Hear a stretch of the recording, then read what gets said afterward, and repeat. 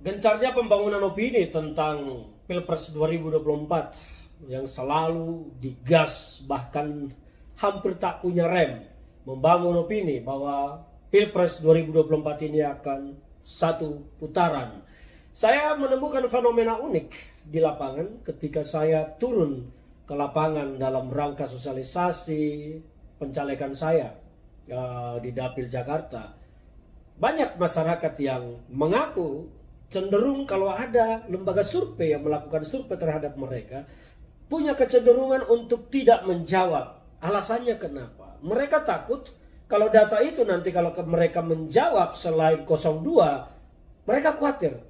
Mereka khawatir tidak akan mendapat bansos atau dialihkan ke orang lain. Itu ada kekhawatiran. Saya tidak boleh membuka siapa orang-orang yang saya temui tersebut yang berbicara demikian. Mungkin ada beberapa orang, tetapi ini menjadi fenomena menurut saya. Jangan-jangan di hampir seluruh Indonesia terjadi hal seperti ini.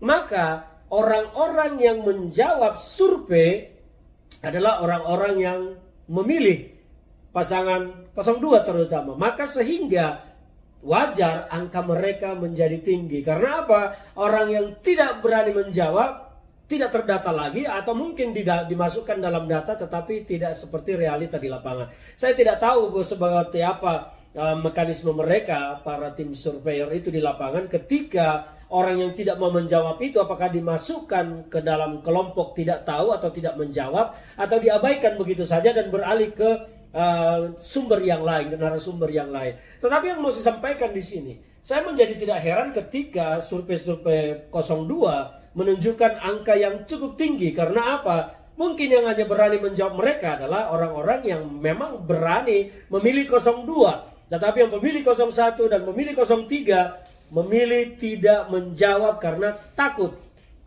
Nah, inilah saya jadi semakin tertarik mengikuti derasnya pembangunan opini terkait dengan survei-survei belakangan ini. Saya berharap teman-teman lembaga survei, pemilik-pemilik lembaga survei ini mencoba menggali kembali tim-tim yang bekerja di lapangan.